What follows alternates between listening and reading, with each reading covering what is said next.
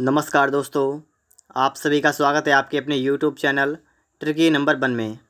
दोस्तों, इस वीडियो में हम लोग मैथ के प्रैक्टिस सेट को यहाँ पर सॉल्व करेंगे। और दोस्तों, आप लोग इस पूरे प्रैक्टिस सेट को अच्छी तरीके से यहाँ पर सॉल्व करिएगा और उसके बाद अपना स्कोर हमें कमेंट बॉक्स में ज़रूर बताइएगा। दोस्तों, अगर आप लोगों ने इससे पहले के प्रैक्टिस सेट सॉल्व नहीं किए हैं तो आप लोग उनको भी सॉल्व कर लीजिएगा। आपको इससे पहले के प्रैक्टिस सेटों की लिंक जो है वो आपको डिस्क्रिप्शन बॉक्स में मिल जाएगी, ठीक है। वहाँ से आप लोग और भी प्रैक्टिस सेट सॉल्व कर सकते हैं। चाहे आप किसी भी एग्ज़ाम की तैयारी कर रहे हो, अगर आपके एग्ज़ाम में मैथ के प्रश्न आते हैं तो ये वीडियो आपके लिए काफ़ी ज़्यादा इंपॉर्टेंट है। तो स्टार्ट करते हैं यहाँ पर प्रश्न नंबर 1 से। एक व्यक्ति बैंक से 12% प्रतिवर्ष के साधारण ब्याज पर ऋण लिया।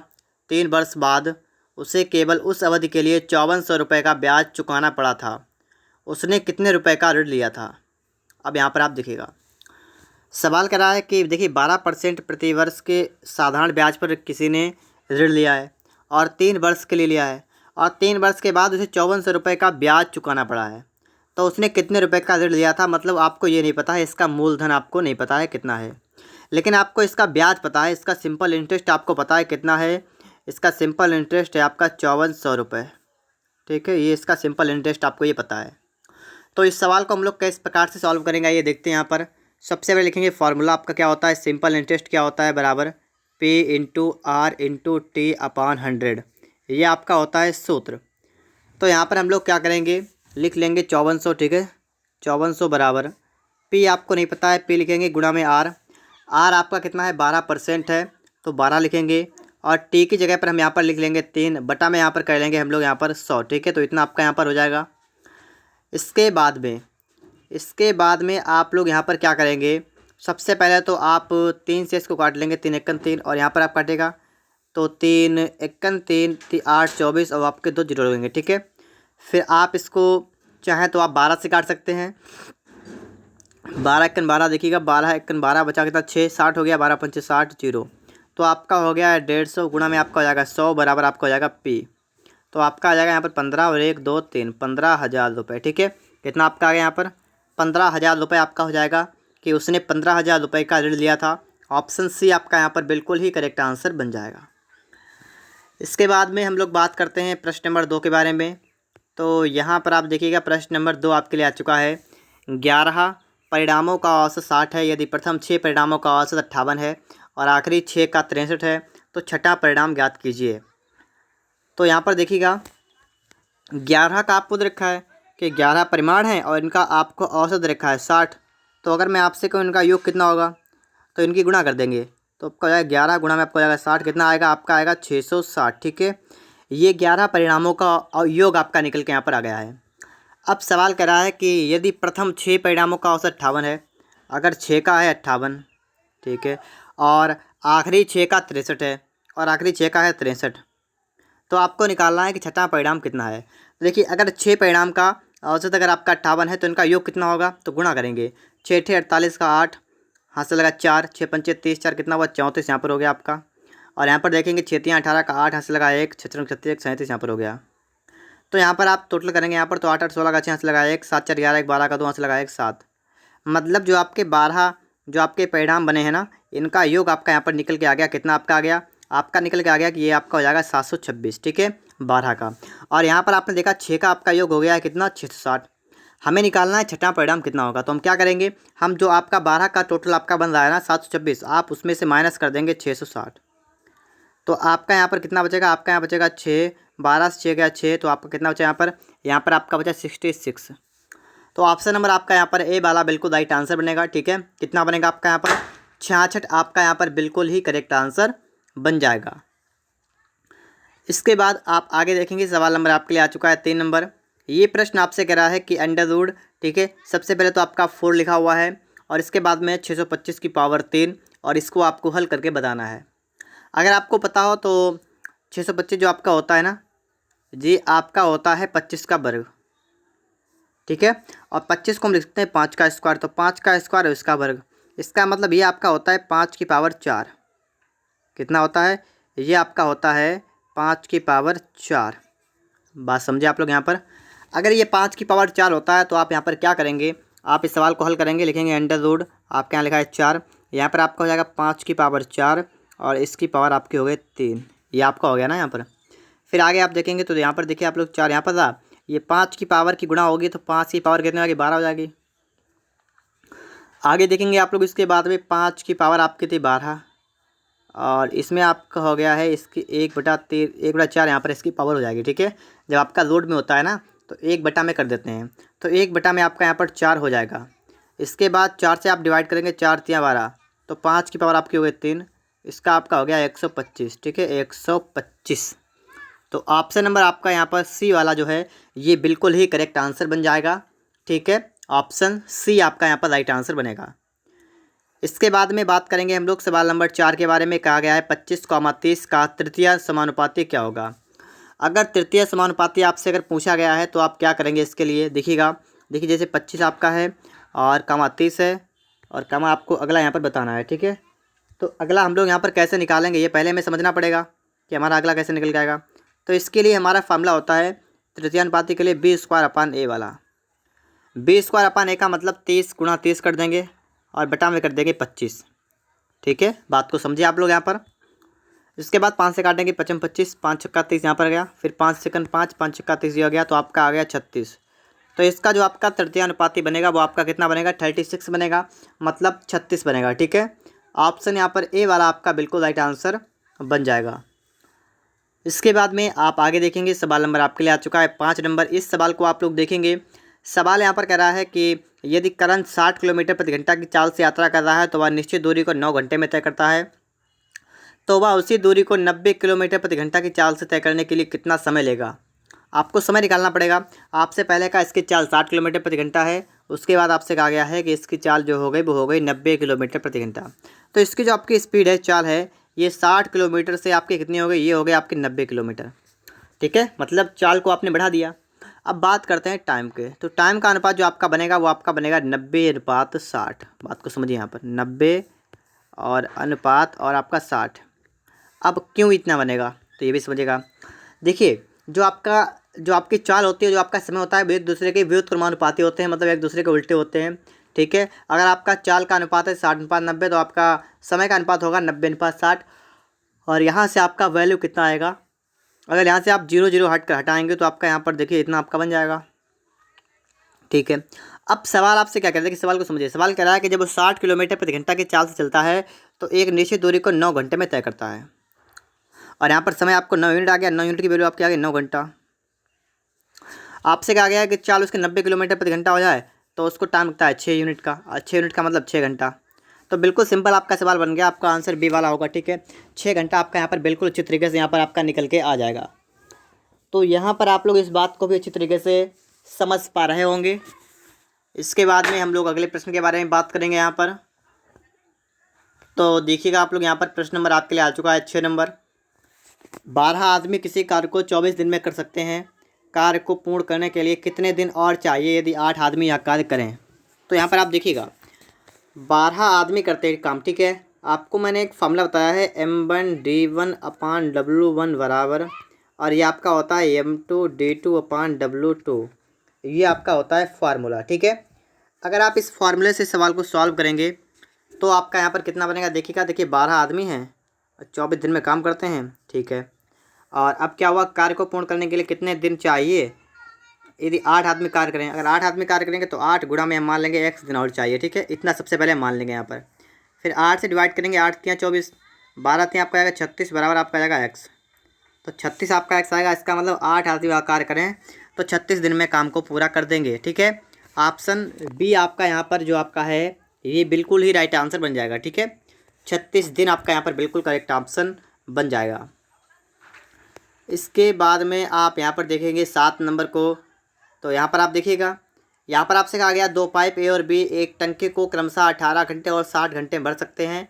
यदि दोनों पाइप एक साथ खोल दिए जाएं तो टंकी को भरने में कितना समय लगेगा। तो यहाँ पर आप लोग क्या करेंगे, आप लिखेंगे यहाँ पर ए और बी 2 व्यक्ति हैं। ए टंकी भरता है 18 घंटे में, बी भरता है 60 घंटे में, और दोनों एक साथ खोलेंगे टंकी कितनी देर में भर जाएगी। तो आप इसका लेंगे एलसीएम, आपका आ जाएगा 180। ठीक है, 180 यहाँ पर निकल के आपका आ जाएगा। इसके बाद में देखिए 18 आपका होता है 180 60 यहाँ, तो ये तो आपका हो गया टोटल वर्क हो गया। ठीक है, ये आपकी हो गई एफिशिएंसी, यहाँ पर हो गई टोटल एफिशिएंसी। अब यहाँ पर बात करते हैं टंकी को भरने में कितना समय लगेगा, आपको समय बताना है। तो समय का आपका फार्मूला होता है समय बराबर दूरी बटे चाल। दूरी की अगर हम बात करेंगे तो दूरी तो आपकी गलत मैंने कह दिया है, समय बराबर आपका होता है वर्क अपॉन एफिशिएंसी। ठीक है, वर्क अपॉन एफिशिएंसी। तो वर्क आपका कितना है 180 है, एफिशिएंसी उसकी लिखेंगे जो काम करेगा, और काम दोनों करेंगे, दोनों पाइप पानी भरेंगे तो दोनों की एफिशिएंसी कितनी होगी 13। 13 से आप डिवाइड करिए, 13 कम 13 कितना बचा 5, 50 हो गया। 13 तिया 39 बचा कितना 11/13। ठीक है, तो इतना आपको घंटे का समय लगेगा। अब आप यहाँ पर देख रहे होंगे कि इसमें आपका जो है कोई सा भी यहाँ पर आपका ऑप्शन नहीं है। तो दोस्तों यहाँ पर आप देख लीजिएगा इसके ऑप्शन सभी गलत है। आपका जो करेक्ट आंसर बनेगा ये बनेगा आपका, ठीक है, 13 सहित 11/13। आप इसको देख लीजिएगा। ठीक है, और अगर देखिएगा एक यहाँ पर इस समस्या ये आती है, अगर आप यहाँ पर जो लिखा आपका है 60 घंटे 18 घंटे 60 घंटे, अगर यहाँ पर 6 घंटे होता तो आपका यहाँ पर आंसर निकल के आया था ऑप्शन से, लेकिन यहाँ पर आपका 60 घंटा है इसलिए आपका ऑप्शन निकल के नहीं आता है। ठीक है, तो आप 60 घंटे सही लगा दीजिएगा, और आपका अगर आंसर 11/13 आ रहा है तो आपका बिल्कुल करेक्ट है। ठीक है, आगे देखिएगा आप लोग, इसके बाद में सवाल नंबर आपके लिए आ चुका है 8 नंबर। इस सवाल को आप देखिएगा, ये आपका लिखा हुआ है 0.07 और 0.05 लिखा हुआ है ना, तो आप इसको एक काम करेंगे, इस सवाल को लगाने के लिए आप थोड़ा मान लीजिएगा कि 0.07 जो आपका है वो आपका है ए, और आपका जो 0.05 आपका जो है वो आपका है बी। अब आप यहाँ पर देखेंगे तो 0.07 3 बार है तो आपका हो जाएगा ए क्यूब, माइनस का आपका हो जाएगा बी क्यूब, और अपान में देखिएगा 0.7 का स्क्वायर मतलब ए स्क्वायर, प्लस में दोनों मिक्स हैं तो A B plus B square, ये आपका यहाँ पर बन गया। अब आप इसको जब हल करेंगे तो आपका बन जाएगा A minus B into A square plus B square plus A B, और अपान में आपका है A square plus A B plus B square. ठीक है, तो यहाँ से तो आपका ये कट गया, आपका बचेगा यहाँ पर ए माइनस बी, इसका मतलब कितना हुआ 0.07 माइनस 0.05, माइनस करेंगे आपका आएगा 0.02। ठीक है, आप इसको माइनस कर देख लीजिएगा, आपका बी वाला ऑप्शन जो है बिल्कुल राइट आंसर बन जाएगा। और जब आप ऐसे सवालों की प्रैक्टिस कर लेंगे तो आप तो डायरेक्ट माइनस करेंगे, आपका उत्तर डायरेक्ट आएगा। ठीक है, जब आप सीख जाएंगे सवालों को लगाना तब। यहाँ पर आप देखेंगे इस सवाल में आपको बताना है कि प्रश्नवाचक जगह पर क्या आएगा। तो अगर आपको बोर्ड मास का नियम पता है तो हम इस सवाल को डायरेक्ट सॉल्व करते हैं। सबसे पहले आपका लिखा है 20 + 8 गुणा 0.5, तो यहाँ पर हम क्या करेंगे, लिखें सबसे पहले हम गुणा कर देंगे, तो 20 प्लस का आपका हो जाएगा देखिएगा 8 पंचे 40, एक अंक का पॉइंट, तो आपका हो जाएगा 4.0, अपान में आपका है 20 माइनस का आप कर देंगे एक्स बराबर में आपका 12, तो 20 4 आपका हुआ 24 बटा में आपका हुआ 20 माइनस का एक्स बराबर में आपका हुआ 12। ठीक है, इसके बाद में अगर आप चाहें तो यहाँ पर इसको काट सकते हैं। ठीक है, 12 × 12 12 दूना 24, तो आपका हो जाएगा 2 बराबर 20 माइनस एक्स, एक्स इधर लाएंगे, एक्स आपका हो जाएगा 20 माइनस का 2, तो आपका बचेगा यहाँ पर 18। तो 18 आपका जो आपका ऑप्शन सी है ना, ये आपका बिल्कुल करेक्ट आंसर बन जाएगा। ठीक है, कितना आपका यहाँ पर बन जाएगा, तो यहाँ पर आपका बन जाएगा 18, जो कि आपका बिल्कुल करेक्ट आंसर हो जाएगा। इसके बाद में बात करेंगे यहाँ पर प्रश्न नंबर 10 के बारे में। तो यहाँ पर आपका सवाल करा है कि यदि x माइनस वाई बराबर 4, x इंटू वाई बराबर 21 है तो x प्लस वाई का होल स्क्वायर का मान ज्ञात कीजिए। आपको यहाँ पर x प्लस वाई का होल स्क्वायर का मान निकालना है, तो कैसे निकालेंगे, आप यहाँ पर लिख लेंगे x माइनस वाई का होल स्क्वायर और प्लस का आप कर लेंगे 4x बाई। आप जब इसको सॉल्व करेंगे तो आपके यहाँ पर x प्लस वाई का होल स्क्वायर निकल के यहाँ पर आ जाएगा। x माइनस वाई का स्क्वायर करेंगे तो आपका आएगा 4 का स्क्वायर प्लस का 4 गुणा में आपका हो जाएगा 21, 4 का 16 और 21 चौक 84, और ये कितना टोटल आपका बना 100, तो 100 यहाँ पर आपका बिल्कुल राइट आंसर बनेगा। ठीक है, इसका मान ज्ञात कीजिए, तो आपका मान कितना आएगा, आपका मान यहाँ पर आ जाएगा 100। एक बस की चाल 72 किलोमीटर प्रति घंटा है और बस द्वारा 5 सेकंड में तय की गई दूरी क्या होगी। एक बस की चाल 72 किलोमीटर प्रति घंटा है, 5 सेकंड में तय की गई दूरी क्या होगी। आपको दूरी निकालनी है तो होता है 4 गुणा समय। चाल की बात करेंगे 72, ये भी आपकी है किलोमीटर प्रति घंटा में। 72 किलोमीटर प्रति घंटा को मीटर प्रति सेकेंड में चेंज करेंगे तो इसमें 5/18 से गुणा करेंगे। ठीक है, तो इसमें 5/18 से गुणा कर देंगे और समय आपका है 5 सेकंड का। आपको इसको सॉल्व कर देना है, आपका आंसर निकल के आ जाएगा 18 का 18, 18 चौक 72 और 4 पंचे 20 पंचे 100, तो आपका आएगा 100 मीटर। ठीक है, 100 मीटर। ऑप्शन सी आपका यहाँ पर बिल्कुल ही राइट आंसर बनेगा। ठीक है, कितना बनेगा? आपकी दूरी यहाँ पर बन जाएगी 100 मीटर। ओके, इसके बाद में आप यहाँ पर देखेंगे सवाल नंबर 12 यहाँ पर आ चुका है। ये भी सवाल आपका 4 समय दूरी का है। आपको यहाँ पर भी ट्रेन की लंबाई निकालनी है, यहाँ पर भी आपको दूरी निकालनी है। आपका फार्मूला होता है चाल गुणा समय। ठीक है, अब चाल की यहाँ पर बात करेंगे तो चाल आपकी है, देखिए समय आपका है 9 सेकंड का और चाल आपकी है किलोमीटर प्रति घंटा में। बिल्कुल वही काम करेंगे जो मैंने अभी आपको बताया था कि चाल लिखेंगे, चाल को मीटर पर सेकंड में चेंज करेंगे, 5/18 से गुणा करेंगे, गुणा में समय लिखेंगे 9 सेकंड का लगता है। इसको सॉल्व करेंगे, 9 1 9, 9 2 18, 2 से काटेंगे आपका आएगा 24, 24 पंचे आपका होता है 120। तो 120 मीटर आपका जो है ये बिल्कुल आपका राइट आंसर बनेगा। ठीक है, कितना आपका बन जाएगा? 120 मीटर आपका यहाँ पर बिल्कुल राइट आंसर बन जाएगा। इसके बाद यहाँ पर हम बात करेंगे प्रश्न नंबर 13 के बारे में। एक आदमी प्रतिकूल प्रवाह में 10 किलोमीटर प्रति घंटा से नाव खींच सकता है और अन्य प्रवाह में 18 किलोमीटर प्रति घंटा के से। ठीक है, तो स्थिर जल में उसकी गति ज्ञात कीजिए। देखिए, एक तो आपकी नाव होती है, एक आपकी होती है धारा।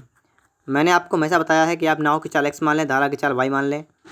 और जब प्रतिकूल चलेगी तो मतलब इसमें क्या है कि धारा की चाल और नाव की चाल, जब नाव धारा एक दूसरे के विपरीत होगी तो चालें घट जाती हैं, तो x माइनस वाई हो जाएगा। और इसमें आपका आएगा दूरी बटे समय। तो दूरी आपकी कितनी? दूरी बटे समय की, ये तो आपकी चाल होगी x माइनस वाई, और चाल आपकी है 10 किलोमीटर प्रति घंटा, तो x माइनस वाई आपको हो जाएगा 10।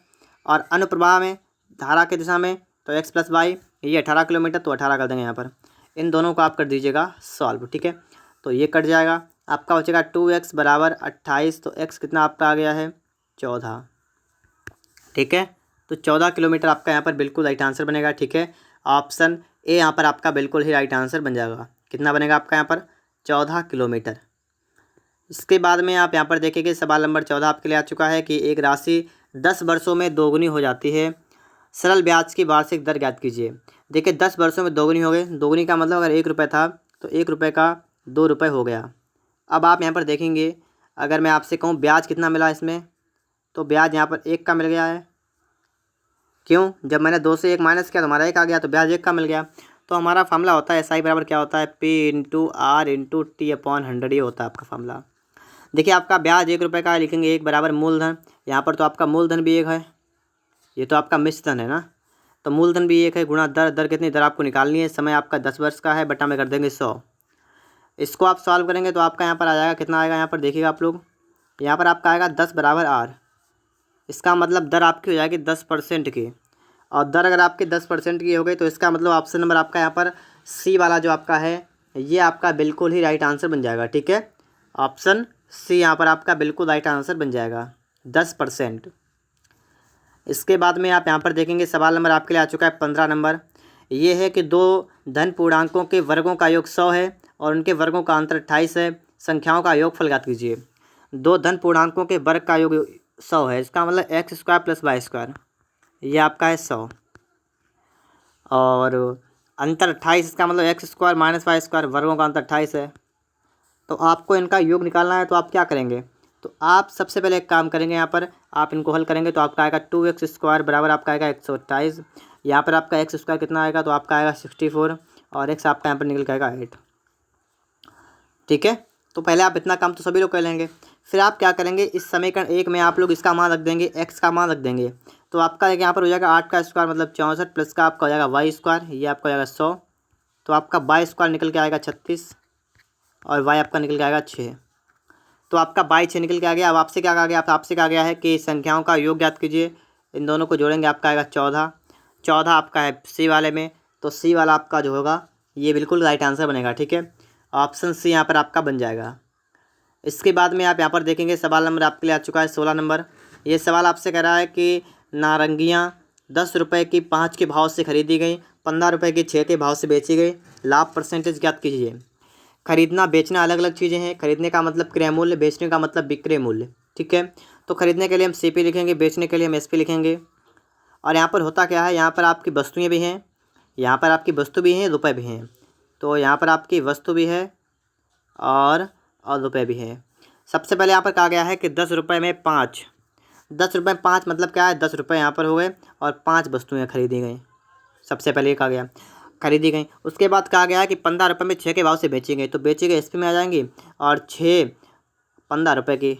ठीक है, अब आपको यहाँ पर क्या करना पड़ता है, यहाँ पर आपको वस्तुओं को सेम करना है। जैसे यहाँ पर ऊपर 5 नीचे 6 है, तो आप इसको बराबर कर दीजिए। तो बराबर करने के लिए 5 में 6 से गुणा कर देंगे, इसमें 5 से गुणा कर देंगे, और जिससे गुणा इधर करेंगे उससे आगे करना पड़ेगा। 6 से यहाँ पर, 5 से यहाँ पर करना पड़ेगा। अब आपकी वस्तुएं कितनी हो गई, 5 छक्का 30, मतलब वस्तुएं आपकी 30 हो गई।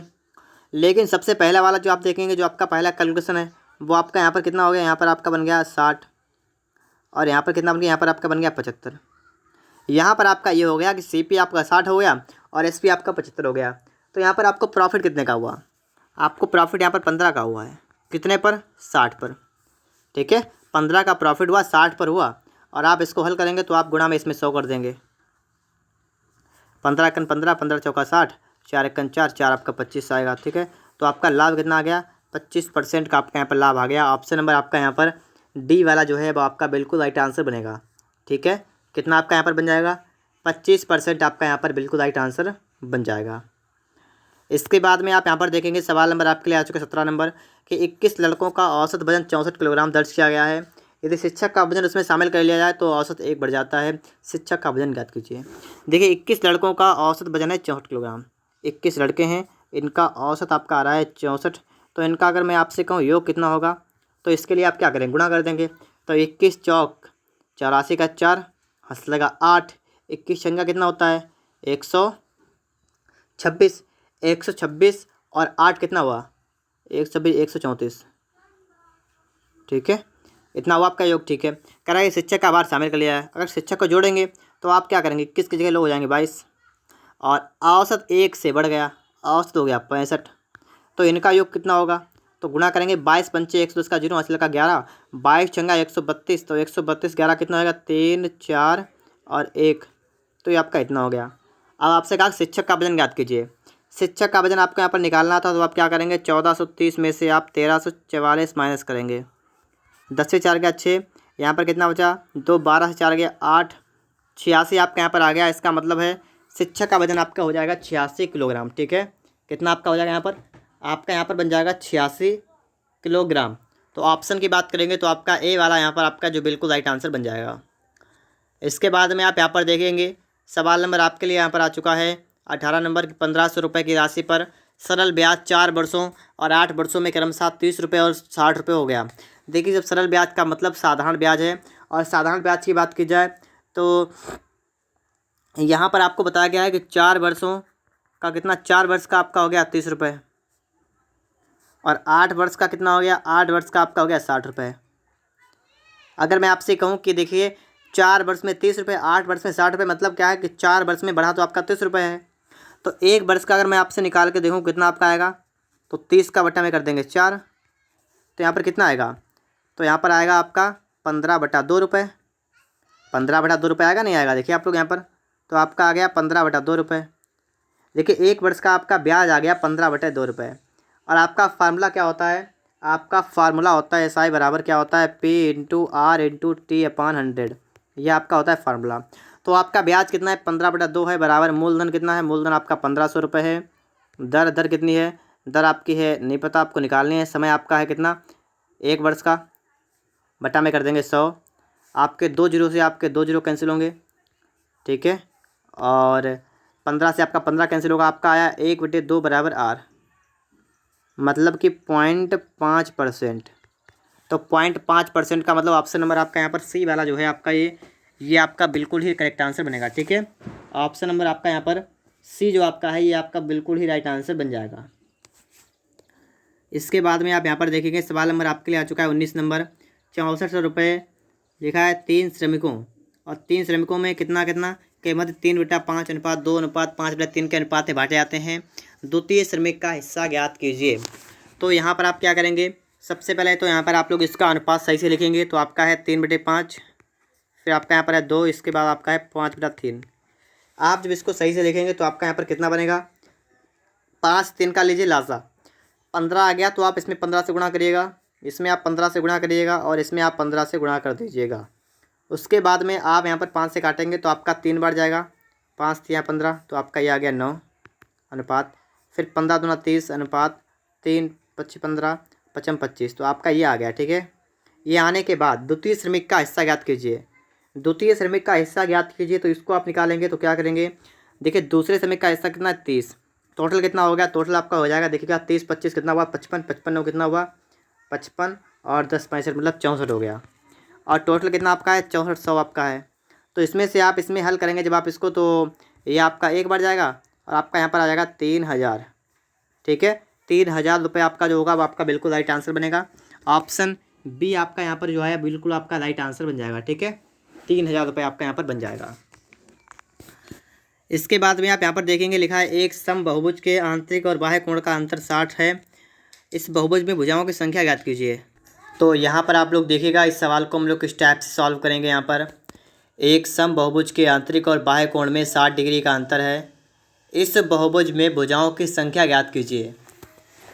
तो यहाँ पर देखिएगा आंतरिक कोण और बाह्य कोण, अगर आंतरिक कोण की बात करें तो इसके लिए आपका फार्मूला होता है 2n-4 इंटू 90/n ये होता है। ठीक है, और बाह्य कोण की बात करें तो इसके लिए आपका होता है 360/n और ये आपको रखा है 60। ठीक है, अगर भुजा n है तो ये आपका होता है, आपको अंतर रखा है 60, तो आप इसको हल करेंगे सिर्फ। ठीक है, तो हल करने के लिए आपका इसका एलसीएम आपका आ जाएगा n। ठीक है, इसकी गुणा करेंगे अंदर, तो गुणा करने पर आपका यहाँ पर क्या निकल के आएगा देखिएगा 9 दूना 18 180 आपका आएगा, माइनस का 9 चौक 36 आएगा, माइनस का 360 आपका ये हो गया, बराबर में आपका हो गया 60।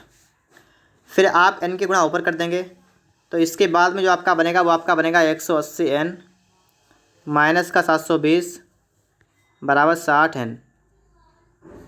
इसको और आप हल करेंगे तो आपका आएगा 120n बराबर आपका आएगा 720। और जब आप इसको भी सॉल्व कर देंगे 12 1 12 12 6 72, तो आपका n आएगा कितना 6।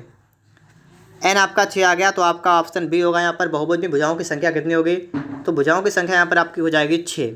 ठीक है, ऑप्शन बी आपका यहाँ पर बिल्कुल ही राइट आंसर बन जाएगा। इसके बाद में आप यहाँ पर देखेंगे तो यहाँ पर आपका सवाल क्या कह रहा है, सवाल को पढ़िएगा। एक घन का आयतन संख्यात्मक रूप से उसके किनारों के योग के बराबर है, कुल पृष्ठ क्षेत्रफल वर्ग इकाई में कितना होगा। एक घन का आयतन जो है ये उसके किनारों के योग के बराबर है। तो घन का आयतन होता है भुजा की, अगर आपकी भुजा इसकी ही है, मान लीजिए हमने इसकी भुजा मान ली ए है, ठीक है, या एक्स मानिए, ठीक है, एक्स मान लीजिए। अगर आपकी भुजा एक्स है तो आपका आयतन कितना होगा भुजा क्यूब, तो भुजा क्यूब का मतलब एक्स का क्यूब, और ये बराबर किसके होगा, किनारों के योग के। अब आप ये बताइए घन में कितने किनारे होते हैं, तो घन आपका एक प्रकार का, अगर आपके पास एक डब्बा है तो डब्बा होता है घन, उसमें किनारे कितने होते हैं, तो उसमें किनारे आपके 12 होते हैं। तो 12 किनारे होते हैं, तो एक भुजा एक्स है तो 12x आपका हो जाएगा, तो ये आपका इतना हो जाएगा। यहाँ से अगर आप इसको डिवाइड करेंगे तो देखिए एक्स आपका यहाँ पर एक्स कट जाएगा, यहाँ पर स्क्वायर बचेगा, तो एक्स स्क्वायर आपका यहाँ पर हो गया 12, एक्स स्क्वायर आपका हो जाएगा 12। और यहाँ पर कहा गया कुल पृष्ठ क्षेत्रफल वर्ग इकाई में कितना होगा, कुल पृष्ठ क्षेत्रफल। ठीक है, अब कुल पृष्ठ क्षेत्रफल की दोस्तों यहाँ पर बात करेंगे तो घन के लिए आपका कुल पृष्ठ क्षेत्रफल कितना हो जाएगा, घन के लिए आपका हो जाएगा कुल पृष्ठ क्षेत्रफल। ठीक है, तो पृष्ठ आपका क्षेत्रफल हो जाएगा 6a²। ठीक है, 6a², तो 6 और a का मतलब भुजा, तो भुजा आपकी एक्स स्क्वायर हो जाएगी, तो 6 गुणा एक्स स्क्वायर आपका 12 है, तो 12 संग आपका हो गया 72। तो आपका यहाँ पर जो बनेगा वो आपका बन जाएगा 72। ठीक है, तो 72 वर्ग इकाई आपका यहाँ पर बन जाएगा। इसके बाद में आप लोग यहाँ पर देखेंगे सवाल यहाँ पर आपके लिए आ चुका है 22 नंबर। ये कह रहा है 5 सेमी त्रिज्या और 660 वर्ग सेमी कुल सेमी लिखा है, कुल पृष्ठ क्षेत्रफल वाले ठोस बेलनाकार की ऊंचाई ज्ञात कीजिए। मतलब ऐसा बेलन के आकार का एक पार्ट है जिसमें 5 सेमी त्रिज्या है और 660 सेमी वर्ग मतलब कुल पृष्ठीय क्षेत्रफल है, तो आपको ऊंचाई निकालनी है। तो बेलन का आपका सबसे पहले आपको यहाँ पर देखना पड़ेगा कुल पृष्ठीय क्षेत्रफल क्या होता है। तो कुल पृष्ठीय क्षेत्रफल का होता है 2πr इंटू आपका होता है h+r, और ये आपको रखा है 660। ठीक है, ये आपको रखा है। इसके बाद में हम 2πr का मान लिखेंगे, यहाँ पर लिखेंगे 2 गुणे पाई का मान 22/7 गुणा r का मान आपका हो गया 5 और h+r का मान हो गया आपका 5 बराबर में आपका हो गया 660।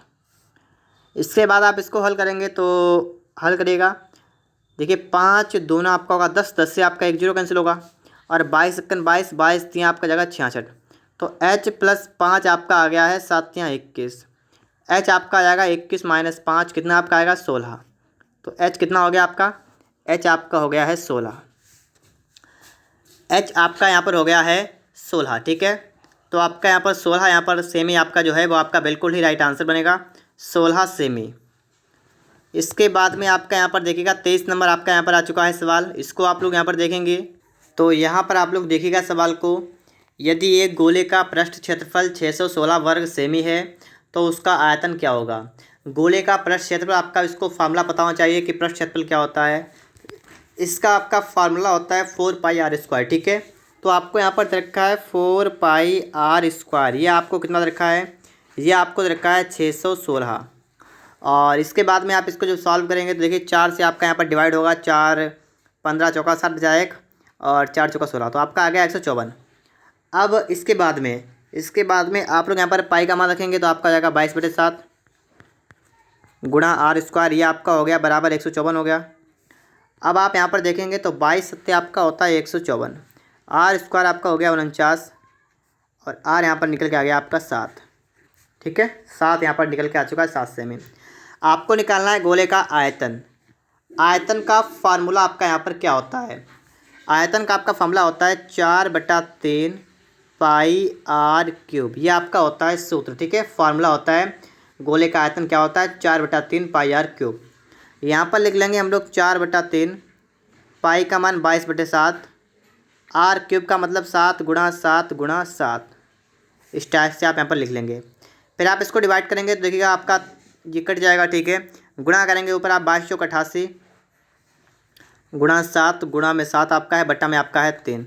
फिर से गुणा करेंगे, देखिए पहले 7 से गुणा कर लेंगे 88 में, उसके बाद 7 से फिर से गुणा कर लेंगे। या यहाँ पर आप चाहें तो आप इकाई का अंक अगर निकाल के देंगे, देखिए कितना आएगा 8 सतह 56 और 6 सतह 42, लास्ट में 2 आएगा। तो लास्ट में 2 आपका यहाँ पर भी है, यहाँ पर भी है। इन दो में से आपका कोई एक करेक्ट आंसर होगा। अब हमें यहाँ पर गुणा करना पड़ेगा। ठीक है, देखते हैं चलिएगा। तो 7 8 56 का 6 हाथ से लगा 5, 8 7 56 56 5 61, तो इतना हो गया। गुणा में आपका आ गया 7, बटा में आपका है 3। आप इसको भी अब सॉल्व करेंगे। ठीक है, तो इसको भी आप सॉल्व करेंगे। देखिएगा 7 इसकी गुणा करेंगे तो 7 छंग 42 का 2, 7 छंग 42 का 2 हाथ से लगा 4, 7 1 7 4 11 का 1 हाथ से लगा 1, 7 छंग 42 43। अब आप यहाँ पर देखिएगा 4312 बटा में आपका आ गया 3। यही आपका बिल्कुल ही राइट आंसर बन जाएगा। ठीक है, ऑप्शन ए आपका यहाँ पर बिल्कुल राइट आंसर बनेगा। इसके बाद में आप यहाँ पर देखेंगे सवाल करा है, दो संख्याओं का योगफल 75 है, उनका अंतर 55 है, उनके वर्गों का अंतर कितना है। योग आपका 75 है, अंतर आपका 55 है, तो x + y ये आपका हो गया 75, x - y ये आपका हो गया 55। तो आपको निकालना इनके वर्गों का अंतर। वर्गों का अंतर का मतलब x² - y² आप यहाँ पर निकाल दीजिएगा। ये निकालने के लिए आपको इनकी गुणा करनी पड़ेगी, तो इनकी गुणा करेंगे आपका हो जाएगा x² - y²। यहाँ पर आपको हो जाएगा 75 गुणा में आपको हो जाएगा 55। तो बस आपको इतना सा काम करना है। तो 75 की आपको 55 में गुणा कर देनी है। 55 25 का 5 हाथ से लगा 2, 5 से 35 2 37 और यहाँ पर भी आपका 37। ठीक है, ये आपका हो गया 5 7 5 12 का 2 हाथ से लगा 1 4, 41 50 41 50 नहीं 41 25। ठीक है, 41 25 आपका यहाँ पर जो सी वाला है ये आपका यहाँ पर बिल्कुल ही राइट आंसर बनेगा। ठीक है, ऑप्शन सी। इसके बाद आपके लिए आ चुका है लास्ट प्रश्न। ठीक है, यहाँ पर देखिएगा, एक दुकानदार 880 रुपये में एक वस्तु को बेचकर 10% का लाभ पाता है। यदि उसने 10% नुकसान में बेचा होता तो उस वस्तु का दाम क्या होता है। तो देखिए 10% का लाभ उसे होता है कब, जब वो वस्तु को देता है कितने में 880 रुपये में। तो इसका मतलब 110% की वैल्यू आपकी हो गई है 880 रुपये। ठीक है, 110% की वैल्यू आपकी हो गई 880 रुपये। और 10% नुकसान का मतलब क्या है कि अगर वो उसको बेचे 90% में, तो 90% हम कैसे निकालेंगे, लिखेंगे 880 बटा में करेंगे 90, बटा में 90 नहीं 90 करेंगे सामने। ठीक है, 90 करेंगे सामने, बटा में कर देंगे 110। अब इसको हम हल कर देंगे तो 11 8 88, तो आपका 8 बार गया, 9 72, तो आपका 720 रुपये आपका यहाँ पर निकल के आ गया है। ठीक है, ऑप्शन डी आपका यहाँ पर बिल्कुल राइट आंसर बन गया। अगर दोस्तों आपको इसकी PDF चाहिए तो PDF के लिए आपको यहाँ पर टेलीग्राम को ज्वाइन करना पड़ेगा। तो आप टेलीग्राम पर सर्च कर लेंगे, क्या सर्च करेंगे, ट्रिकी नंबर 1। ठीक है, ट्रिकी नंबर 1। ठीक है, ये आप सर्च कर लीजिएगा, आपको इसकी PDF वगैरह मिल जाएगी। वीडियो अगर आपको अच्छा लगा हो तो आप लाइक करिएगा, चैनल पर नए हो तो चैनल को सब्सक्राइब भी कर लीजिएगा।